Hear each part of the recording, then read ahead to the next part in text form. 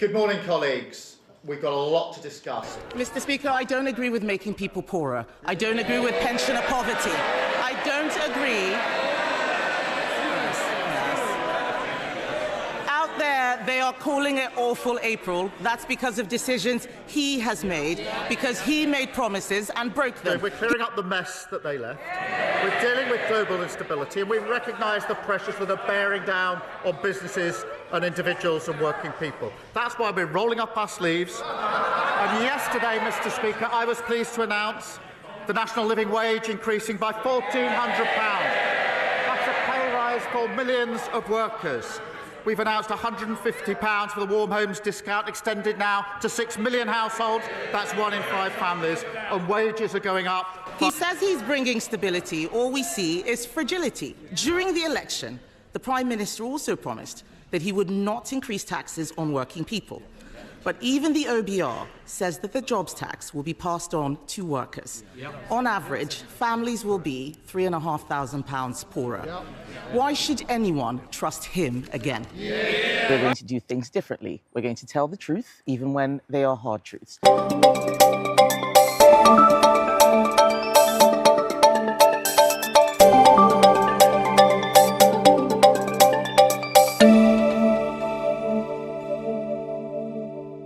Kemi Badenoch takes the fight straight to Keir Starmer, and it's absolutely brutal. Keir Starmer, clinging to his failed economic policies, is trying desperately to defend a crumbling economy, spiraling inflation, and punishing tax hikes. But Badenoch, she's relentless, ruthless, unstoppable. One by one, she tears apart his broken promises, exposing the reality of soaring costs, collapsing living standards, and a Britain on the brink. But when put on the spot, Starmer flounders. He dodges, he crumbles under pressure. So who really has the answers? And who's leading Britain into economic disaster? Stay with us, because what happens next will leave you speechless. Leader of the Opposition, Kemi Badenoch. Mr. Speaker, the triple lock was a Conservative policy. Rather than... Yes.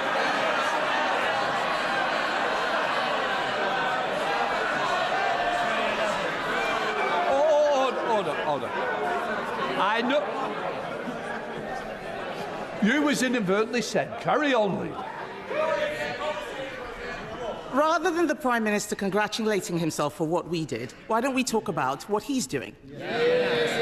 From Sunday, Labour's jobs tax will mean many British businesses face a terrible choice: to cut wages, put up prices, or sack their staff.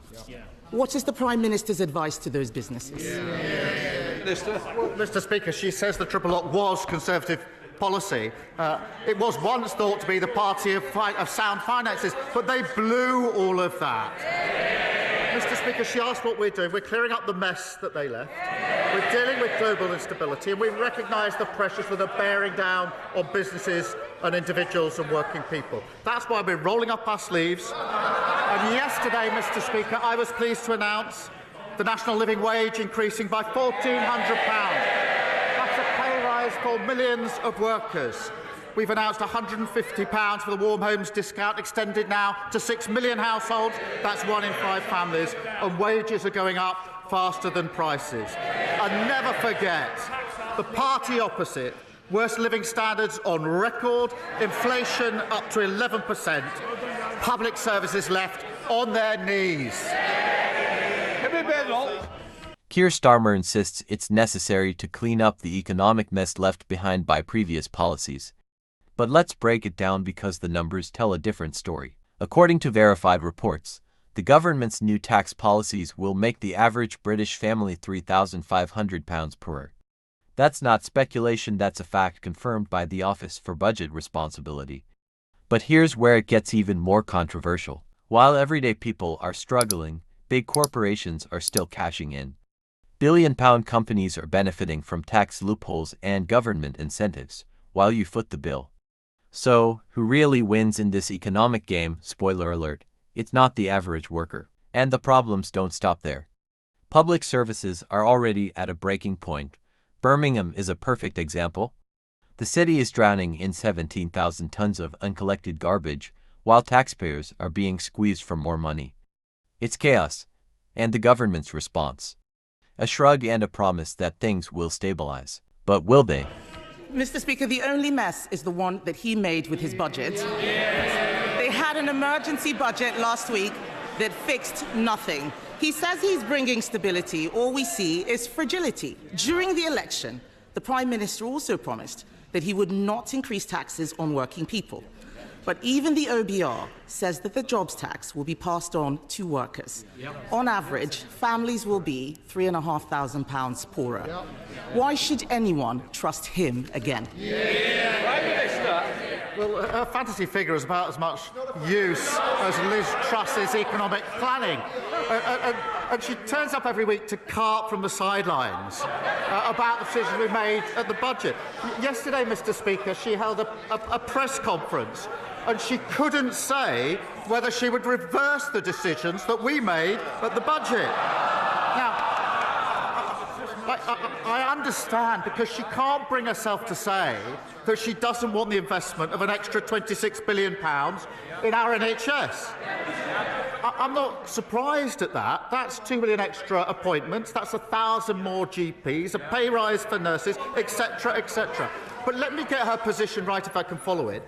She wants the extra £26 billion in the NHS, Mr. Speaker, that was paid for by the national insurance rise. She wants that. She doesn't want to reverse the national insurance rises.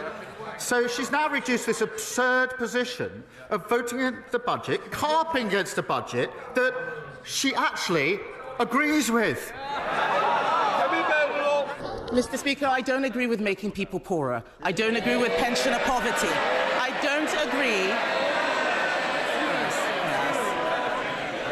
Out there, they are calling it awful April. That's because of decisions he has made, because he made promises and broke them. His promises are worthless, Mr. Speaker. People are getting poorer. Before the election, he pledged to freeze council tax. Instead, it's going up everywhere. Even in Birmingham, where there's 17,000 tonnes of rubbish uncollected on the streets. Does the Prime Minister regret promising the British people he would freeze their council tax when he has so obviously failed? Prime Minister. Well, I have to ask, if she doesn't want people poorer, why didn't she resign when she was in government? Mr. Speaker, the last government put up council tax for 12 years in a row. She, I think, was actually Minister for Council Tax. And in the year she's been, what she do? She put it up. And even now, the Conservatives' own Local Government Association manifesto, so currently their position, page 9, we asked the government to remove the caps on council tax.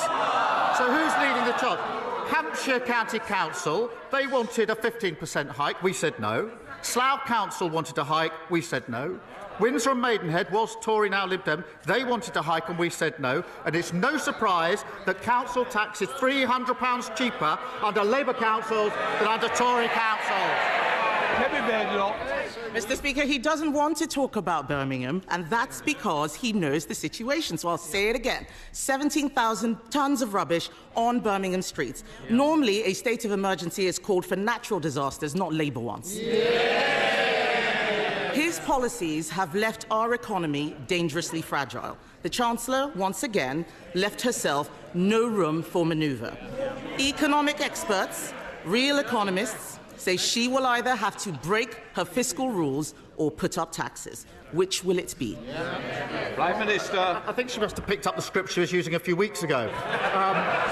Because it was only then she was saying, in the spring statement, you're going to put up taxes. But look, Mr. Speaker, in relation to the situation in Birmingham, it is completely unacceptable. I fully support the Council in declaring it a major incident to resolve the situation, and we'll put in whatever additional support is needed. But when the party opposite was in government, we lost more days to strike action than in any year since the 1980s.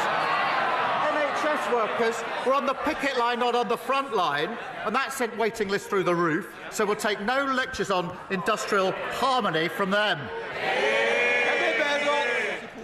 Mr. Speaker, the whole House would have heard that he didn't say whether or not he could keep his fiscal rules. That means that it's either that or putting up taxes. 9 months ago, we left Labour the fastest growing economy in the G7. We did.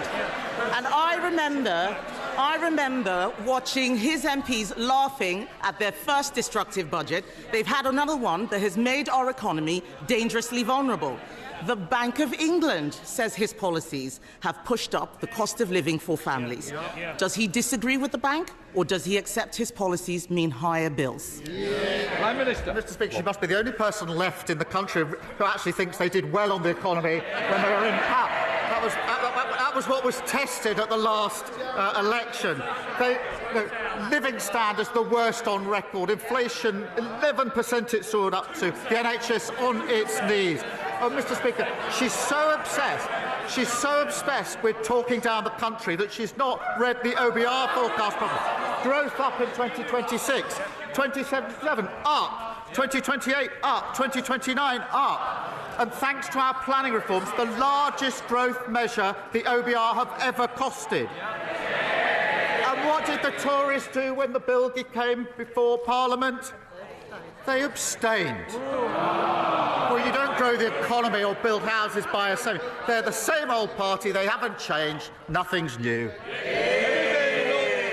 Mr. Speaker, he talks about inflation. We left it at 2%. It is now twice what the OBR forecast when we were in government. The fact is, his decisions have made our economy fragile, just as we face global trade wars.